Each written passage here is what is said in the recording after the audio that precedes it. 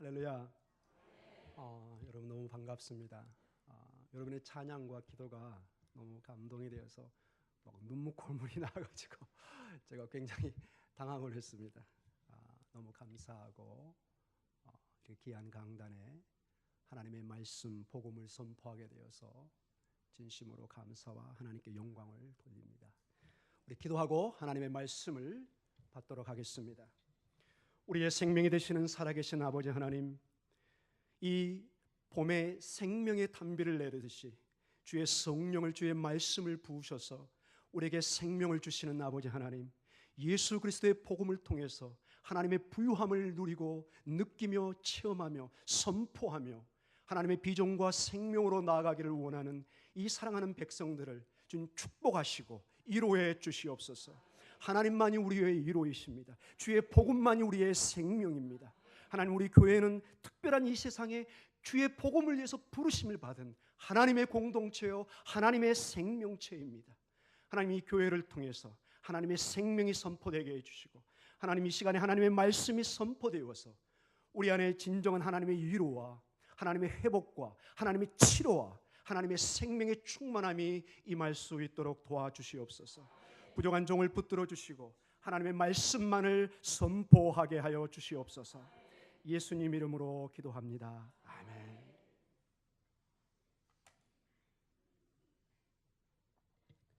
제가 이 하나님의 말씀을 묵상하면서 제가 지금 근무하고 있는 양평에 그 산이 많이 있습니다. 산에서 어떻게 말씀을 전해야 될까 고민하고 여기 만보기를 차고 다니면서 거의 한 2만 보씩 걸었던 것 같아요. 그러면서 하나님의 말씀을 이렇게 묵상하는 중에 여러분, 강원도 쪽이 굉장히 지금 가물어 있죠. 40년 만에 가뭄이라고 그러고 굉장히 그 단비가 필요한 시기인데 화요일쯤인가요? 비가 쫙 오기 시작. 오늘도 비가 오기 시작하는데요. 그 산에서 이렇게 비가 오는 모습을 보면서 온 만물이 그 소생하는 모습을 보았습니다. 그 메마른 대지에, 그 메마른 그 황량한 그 산 위에 그 어떤 방법도 아니고 하나님이 주시는 하늘에서 내리는 그 단비가 쏟아질 때 그 나무들이, 그 들판이 생명으로 춤추는 모습을 제가 보았습니다. 이것이구나. 우리가 아무것도 할 수 없는, 정말 그 비 한 방울도 우리가 만들 수 없는 우리 연약한 존재이지만 하나님이 내리시면 되는구나. 하나님이 회복하시면 하는구나. 죽은 자도 살리시고 온 우주를 창조하신 그분이 역사하시면, 하나님이 위로하시면 우리에게 생명이 임하는 것을 제가 느꼈고, 그래서 얼마나 그 감동 속에 이 기쁨을 전해야 되겠구나 하는 마음이 충만해져 있었습니다. 동시에 저는 이러한 그 가뭄에 내리는 단비를 보면서 이스라엘의 생활도 제가 약 한 7년 정도 제가 있었는데요. 거기는 건기와 우기로 나눠지면서 6개월 정도는 전혀 비가 오지 않습니다. 정말로 비가 오지 않습니다. 거의 30-40도의 그 기온과 그 사막 기후 속에 땅들이 돌덩이처럼 변합니다. 그때 9월 말에서 10월쯤에 성경에 나오는 이른비가 내리기 시작합니다. 하나님의 그 축복의 비가 내릴 때 땅이 젖어들기 시작합니다. 이스라엘 백성들이 나와서 춤을 추고 기뻐합니다. 우리나라에서는 비가 올 때 춤을 추면 약간 정신 이상자로 보일지 모르는데 이스라엘은 아무도 그것을 이상하게 생각하지 않습니다. 그것은 바로 생명이기 때문에 그렇습니다. 그 비가, 그 이른 비가 이 대지와 우리 영혼의 생명처럼 임하는 것입니다. 사랑하는 성도 여러분, 우리 육신의 삶에도 이 단비가 그 메마른 가뭄에 목말라하는 그 생명의 한순간에 해결이 되는 것처럼 우리 영혼에도 하나님이 역사하시면 우리의 문제는 문제가 아닙니다. 더 이상 우리의 문제는, 고통은, 우리의 억압은, 우리의 한숨은 하나님 앞에 결코 문제가 되지 않습니다. 사랑하는 성도 여러분, 오늘 우리가 봤던 본문의 배경이 마치 메마른 대지와 같은 이스라엘의 상황 속에 있는 상황을 얘기합니다. 이들은 여러분이 잘 알다시피 바벨론 포로 상황이었습니다. 그들은 그들의 주권을 잃어버리고 하나님의 쉐키나 임재의 상징이었던 성전이 파괴되고 예루살렘의 모든 사람이 쇠사슬에 묶여서 그 기나긴 포로의 삶을 떠났고 지금 그 포로기의 바벨론 포로 속에서 절망과 희망이 보이지 않는 그 어떤 말로도 위로가 되지 않는 그런 절망 속에서 오늘 하나님께서 자기 백성에게 선포합니다. 내 백성에게 이르라. 위로하라, 위로하라. 내 백성을 위로하라. 하나님의 말씀이 선포되고 있습니다. 사랑하는 성도 여러분, 이 말씀이 결코 행복할 때, 문제가 다 해결된 가운데 선포되는 것이 아니라 흑암 속에 있을 때, 절망 속에 있을 때, 아무런 희망을 볼 수 없는 그 가운데 마치 밤이 깊어갈 때 새벽 요명이 밝아오듯이 새벽의 요명처럼 하나님의 말씀이 선포되기 시작합니다. 그 말씀이 영혼의 뿌리를 내리면서 이스라엘 백성들에게 놀라운 희망과 소망과 생명으로 나타나기 시작합니다. 오늘 1절에 너희 하나님이 이르시되 너희는 위로하라. 내 백성을 위로하라. 너희는 예루살렘의 마음에 닿도록 말하며 그것에게 외치라. 그 노역의 때가 끝났고 그 죄악이 사함을 받았느니라. 그의 모든 죄로 말미암아 여호와의 손에서 벌을 베라 받았느니라 할지니라. 그들이 비록 죄악과 하나님 앞에 범죄함으로 말미암아 성전이 파괴되고 그들이 그토록 싫어했던 이방의 우상 숭배하는 나라로 마르둑을 섬기는 바벨론 땅으로 거의 8개월에 가까운 장정의 포로 생활을 떠났지만 오늘 그들에게 하나님의 위로의 말씀이 선포되고 있습니다. 사랑하는 성도 여러분, 때는 우리의 절망이 실패와 좌절이 죽음과 같은 상황 속에서 아무것도 볼 수 없는 흑암 속에서 새벽의 요명처럼 하나님께서는 역사하는 순간입니다. 우리가 할 수 없지만 우리가 포기할 때, 우리가 모든 것을 놔두고 하나님의 그 영광의 단비를 바라볼 때 하나님은 역사하기 시작하십니다. 이것은 우리가 모든 것을 그냥 일방적으로 포기한다는 것이 아닙니다. 약속의 말씀을 붙들고 비록 지금은 내 눈에 아무것도 잡히는 것이 없지만 내 감정이나 내 환경이 아니라 하나님의 약속의 말씀을 바라보고 외치는 것입니다. 우리 신앙은 어떤 사탕발림이 아닙니다. 그냥 잘 될 것이다, 꿈을 꾸어라, 이것이 아닙니다. 분명한 하나님의 말씀에 근거해서 때로는 우리 감정이 그것을 받아들이지 않을 수도 있습니다. 우리 환경이 그것을 부인할 수 있습니다. 그러나 우리 환경이, 우리의 감정이 하나님의 약속을 대신할 수는 없습니다. 하나님의 약속은 영원히 우리 안에 있는 것입니다. 사랑하는 성도 여러분, 오늘 우리도 어떤 상황 속에 있더라도 하나님의 위로의 음성을 듣는 역사가 있기를 원합니다. 세상은 위로가 아닙니다. 세상의 모든 철학과 지금 현대 21세기의 현대 문명을 봐보십시오. 세상이 우리에게 위로를, 세상이 우리에게 행복을, 세상이 우리에게 생명을 주는 것처럼 얘기합니다. 육신의 눈으로 보면 그것이 맞는 것처럼 보이고 모든 우리 청소년과 우리들은 정말 새벽부터 밤까지 정말 피땀 흘려 일을 하고 있습니다. 그러나 여러분, 이 땅의 삶이 그토록 소중하지만 그것이 전부라면 우리는 정말로 불쌍한 사람입니다. 저는 교육자이기 때문에 정말로 많은 장례식을 갑니다. 여러분, 그 어떤 인생도 이 땅의 그 모든 것을 지고 갈 수는 없습니다. 여러분, 그 장례식 영정 앞에 한번 서보십시오. 거기서 남는 것은 무엇입니까? 영원한 가치만이 남게 됩니다. 우리가 열심히 산 것 좋습니다. 우리가 최선을 다해 살아야 됩니다. 그러나 그것이 전부인 것처럼 외치는 세상의 철학과 가르침에 간다면 우리는 먼지처럼 사라지는 인생이 될 것입니다. 우리의 믿음의 선배들과 여러분의 삶과 저의 삶은 가장 불쌍한 사람이 될 것입니다. 그러나 우리는 믿음의 눈을 떠서 보이지 않는 영원한 세계와 가치를 바라보는 것입니다. 이것이 믿음이요 교회의 공동체가 선포하고 바라보는 것입니다. 이것이 복음의 가치입니다. 이 땅의 삶이 소중하고 모든 우리의 삶에 중요한 것처럼 와닿지만 그 너머에 보이지 않는 영원한 하나님의 가치와 생명과 영생의 생명이 있는 것을, 하나님 나라의 보화가 있는 것을 가르쳐 주는 것입니다. 오늘 분명히 본문의 6절과 8절에 중요한 메시지가 나옵니다. 6절에 말하는 자의 소리여 이르되 외치라. 대답하되 내가 무엇이라 외치리까 하니 이르되 모든 육체는 풀이요 그의 모든 아름다움은 들의 꽃과 같으니 푸른 마르고 꽃은 시듬은 여호와의 기운이 그 위에 불미라. 이 백성은 실로 풀이로다. 사랑하는 성도 여러분, 세상은 풀과 같고 꽃처럼 잠시는 화려하고 파란 이끼를 끼는 것처럼 보이지만 하나님의 기운이 임하면, 하나님의 때가 이르면 모든 것이 말라버립니다.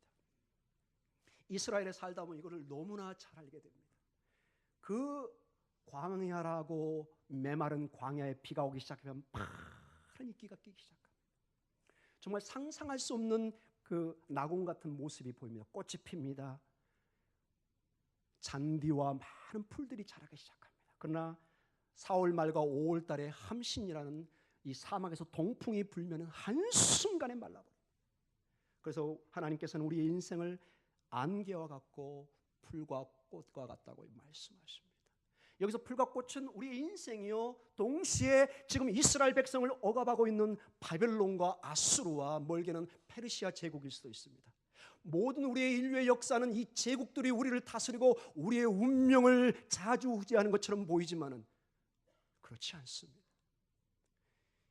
이 제국의 힘 너머에, 세상 권력과 명예와 그 모든 너머에 우주를 다스리는 하나님의 복음의 역사가 있습니다.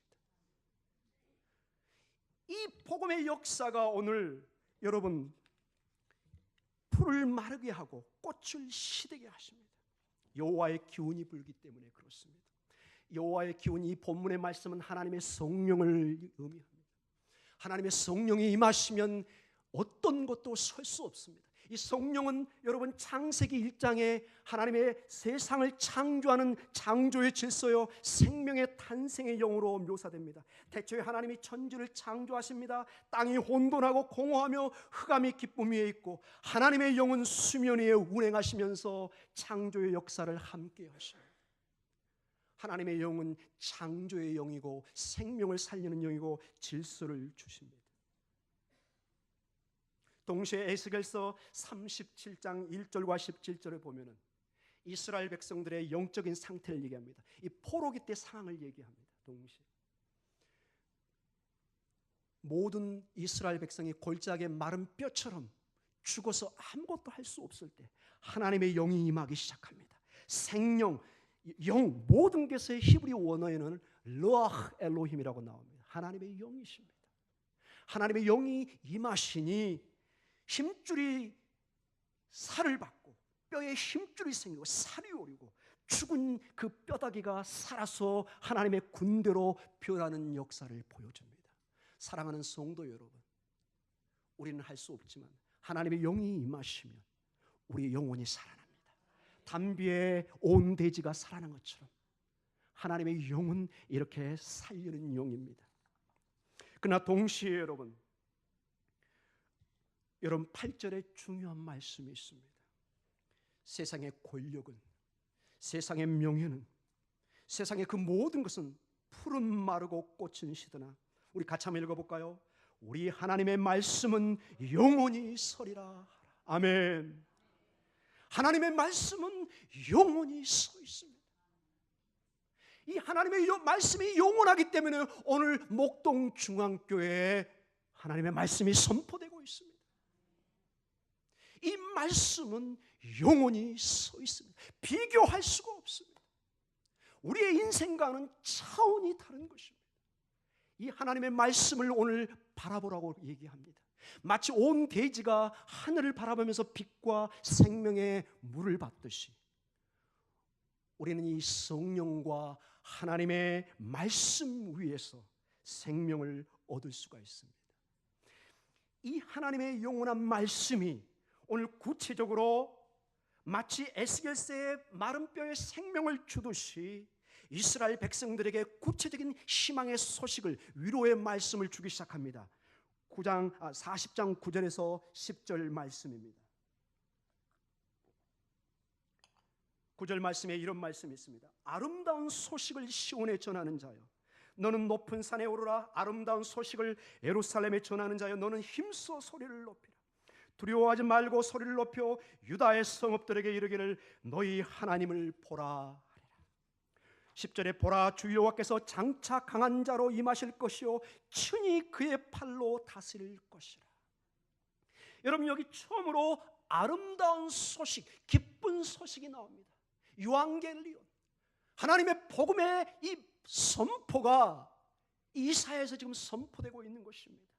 굿뉴스, 좋은 소식, 아름다운 소식이 구체적으로 선포되고 있습니다. 그리고 여호와께서 장차 강한 자로, 하나님께서 왕이 되어서 그의 백성을 구원하실 것을 말씀하고 계십니다. 바벨론 왕이, 바벨론 신인 마르둑이 구원을 주는 것이 아니라, 페르시아의 고레스 왕이 구원을 주는 것이 아니라, 궁극적으로 이스라엘의 왕이신 하나님께서 역사에서 그 말씀을 주는 것을 볼 수가 있습니다. 하나님께서는 말씀하십니다. 하나님이 선포한 이 말씀은 반드시 이루겠다고 말씀하십니다. 이사야 55장 10절과 11절에 하나님 말씀의 성취를 이렇게 말씀하고 있습니다. 이는 비와 눈이 하늘로부터 내려서 그리로 되돌아가지 아니하고 땅을 적셔서 소출이 나게 하며 싹이 나게 하며 파종하는 자에게는 종자를 주며 먹는 자에게는 양식을 줌과 같이 내 입에서 나가는 말도 위와 같이 헛되이 내게로 되돌아오지 아니하고 나의 기뻐하는 뜻을 이루며 내가 보낸 일에 형통함이니라. 하나님의 말씀은 절대로 빈말로 돌아오지 않습니다. 하나님이 약속하고 선포한 말씀은 생명의 씨앗을 이룬 것입니다. 거의 200년 전에 이 말씀이 선포되고 바벨론이 정말로 멸망을 당하고 페르시아가 지배하게 됩니다. 그때는 아무도 이 말을 믿을 수가 없어요. 심지어는 포로 생활에 있는 이스라엘 백성들도 긴가민가합니다. 왜냐? 너무나 흑암의 세력이 그들을 감싸고 있기 때문에. 그냥 호봉을 외치는 소리처럼 그들에게 구원을, 기쁜 소식을 외치는데 그들은 그것을 쉽게 받아들일 수가 없습니다. 그러나 오늘 이사야를 통해서 하나님은 말씀하십니다. 내 입에서 나가는 말은 반드시 열매를 맺으리라. 아멘. 이 약속의 말씀을 붙드십시오. 이 생명의 말씀이 여러분 가정과 이 교회에 선포될 때 우리가 믿음으로 응답하고 선포하면은 이루실 줄 믿습니다. 하나님의 말씀은 우리의 생각과 전혀 다른 방법으로 구원을 주십니다. 모든 이스라엘 백성들은 다윗 왕 같은 힘 있는 왕이 나와서 이스라엘 백성들에게 구원을 줄 말씀하고 그걸 믿고 선포하는 것이 신약의 상태입니다. 그러나 이사야 55장 8절과 9절에 이런 말씀을 하십니다. 이는 내 생각이 너희의 생각과 다르며 내 길은 너희의 길과 다름이니라. 여호와의 말씀이니라. 이는 하늘이 땅보다 높음 같이 내 길은 너희의 길보다 높으며 내 생각은 너희의 생각보다 높음이라. 하나님의 생각과 우리의 생각은 하늘과 땅 사이. 우리의 가장 지혜로운 것은 하나님의 가장 미련한 것과도 비교할 수가 없습니다. 이미 차원이 다릅니다. 그래서 여러분, 스가랴 4장 6절에 그 유명한 말씀이 나옵니다. 이것은 힘과 능으로 가능한 것이 아니라 오직 여호와의 신으로, 하나님의 영으로만 가능하다고 말씀하십니다. 그 하나님의 영으로 가능한 일이 신약의 복음의 소식으로 선포됩니다. 어떤 위대한 군사적인 왕이 와서 그들에게 진정한 구원을 주는 것이 아니라 하나님의 이 위로의 말씀인 이 다바르, 이 말씀이 신약의 로고스, 하나님의 말씀이 실질적으로 요한복음 1장 14절에 이런 말씀이 나옵니다. 말씀이 육신이 되어 우리 안에 거한다고 나옵니다.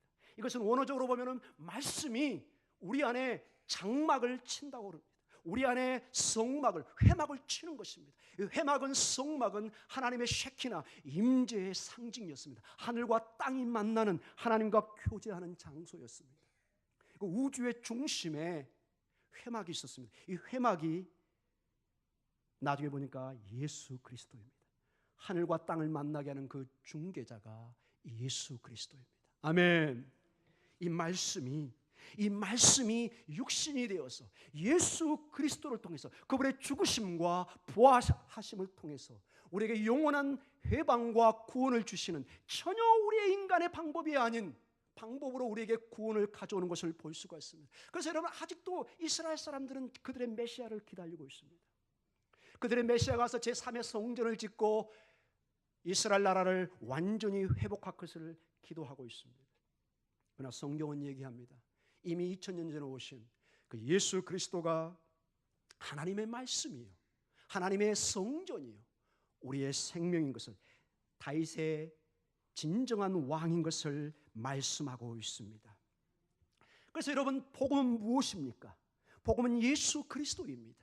복음은 예수 그리스도의 그분의 십자가의 죽으심과 우리를 위해서 부활하신 기쁜 소식입니다. 좀 더 이것을 우리가 쉽게 표현한다면, 이 복음은 결국 하나님이 절대로 자기 백성을, 이 땅을 포기하지 않는다는 하나님의 절대적인 이 구원에 향한 열정의 표현인 것입니다. 우리는 포기할지 모르지만 하나님은 포기하지 않습니다. 우리는 실망하고 낙심하고 하나님께로 멀어질지 모르지만 하나님은 포기하지 않습니다. 하나님에게는 포기란 단어가 없습니다. 복음은 한마디로 하나님께서 절대로 포기하지 않으시겠다는 선포입니다. 이 땅을 우리를 향한 그 크신 사랑을 절대로 거두어 드리지 않으시겠다는 약속의 선포인 것입니다. 그래서 그 유명한 요한복음 3장 16절에 하나님이 세상을 이처럼 사랑하사 독생자를 주셨으니 이는 그를 믿는 자마다 멸망하지 않고 영생을 얻게 하려 하심이라고 선포하고 있습니다. 아주 단순합니다. 여러분, 세상의 모든 종교를 봐보십시오. 그들의 강조점은 우리의 열심과 도를 닦는, 정말 몸부림치는 우리의 꿈틀림을 통해서 하늘로 닿으려는 노력입니다. 그러나 우리의 복음은, 우리의 믿음은, 우리의 기독교는, 우리의 신앙은 그분이 우리에게 다가오는 것입니다. 마치 아무것도 할 수 없는 어린아이가 절대적인 부모의 돌봄을 기다리고 있는 것처럼, 우리가 아무것도 할 수 없는 죽음의 존재에 있는, 마치 에스겔서의 마른 뼈다귀 같이 그 골짜기에 소리 없이 죽음으로 있는 우리들에게 하나님의 영을 통해서 생명을 주시듯이 이 복음은 우리에게 다가오는 것입니다. 사랑하는 성도 여러분, 이제 구체적으로 제가 결론의 말씀으로 끌어가겠습니다. 이 위로의 말씀이 결국 예수 그리스도인 것을 우리가 알게 됐습니다.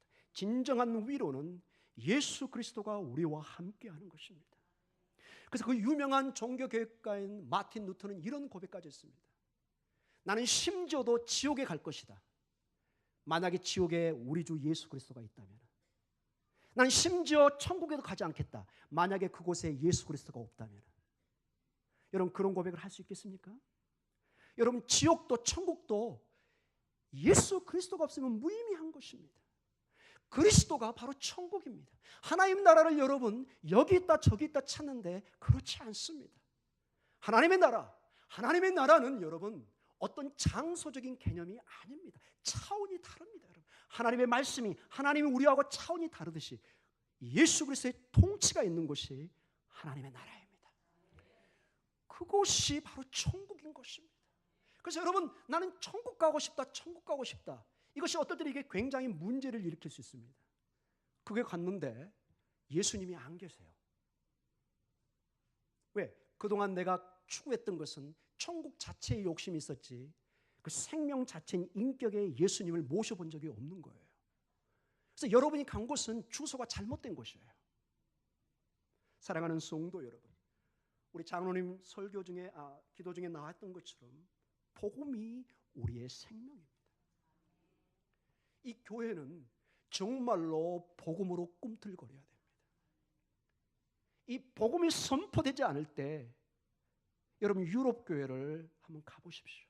어마어마한 성당이 있고 교회가 있는데 평균 연령이 한 80세 70대시면 한 5분들이 거기서 옹기종기 모여서 예배드리고 있습니다.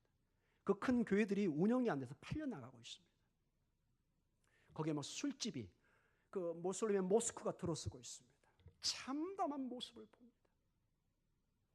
거기에 목사님들 설교를 들어보면은 윤리는 있고 어떤 말씀의 선포는 있는 것 같은데 복음이 없습니다. 사랑하는 우리 목동 중앙교회는 복음으로 꿈틀거리는 모습을 보고 싶습니다. 예수 그리스도가 여러분과 저와 이 교회의 생명입니다. 사랑하는 성도 여러분, 오늘 요한복음에 좀 더 구체적으로 5장 2절과 9절에 구체적으로 이 위로의 말씀이 예수 그리스도가 어떻게 사역하는가, 여러분 궁금하지 않으십니까? 복음의 실체인 하나님 나라의 실체가 오셔서 무슨 일을 하는지. 여러분 2절에 예루살렘의 양문 곁에 베데스다라는 연못이 있는데 거기에 38년 된 병자가 정말 이 병자의 운명과 같은 몸부림치듯이 지긋지긋한 어떤 운명과 같은 그 몸의 장애가 38년을 괴롭히고 있었습니다. 사랑하는 성도 여러분, 하나님의 창조 역사에는 모든 것이 온전했습니다. 이게 에덴 동산입니다. 모든 것이 완벽했고 하나님과 동행하는 곳이었습니다. 그러나 거기에 제약이 들어오고 이 세상에 무질서가 들어오고 하나님의 이 온전한 건강함이 사라지기 시작할 때 병이 들어오고 죽음이 들어오는 것을 우리가 볼 수 있습니다. 그러나 하나님의 그 복음의 실체인 우주를 지으셨던 그분이 실제 오셔서 우리를 회복하는 모습을 봅니다. 7절에 병자가 6절에 이런 말씀입니다. 예수께서 그 누운 것을 보시고 병이 벌써 오래된 줄 아시고 이르되 내가 낫고자 하느냐. 병자가 대답하되 주여 물이 움직일 때 나를 못에 넣어주는 사람이 없어 내가 가는 동안에 다른 사람이 먼저 내려가나이다. 아직도 이 7절에 이 사람은 정신을 못 차리고 있습니다. 네, 낫고 싶습니다. 아멘 하면 되는데 이유가 많습니다. 여러분 8절에 그 유명한 말씀이 나옵니다. 예수께서 이르시되 일어나 내 자리를 들고 걸어가라 하시니 그 사람이 곧 나와서 자리를 들고 걸어가니라. 38년, 380년 예를 들어서 문제가 아닙니다. 그분은 하루가 1000년 같고 1000년이 하루 같은 분입니다. 말씀 한마디에 우주의 왕이신 그분이 말씀하실 때 일어나 걷는 것입니다. 여기서 일어나 걸으라는 이 말이 부활의 단어입니다. 예수님께서 부활하실 때 썼던 단어가 동일하게 원어에 쓰이고 있습니다. 주께서 부활하실 때 우리 모두가 부활의 열매로 모든 것이 완벽하게 회복될 것을 말씀하고 계십니다. 사랑하는 성도 여러분, 주님이 낫게 하십니다.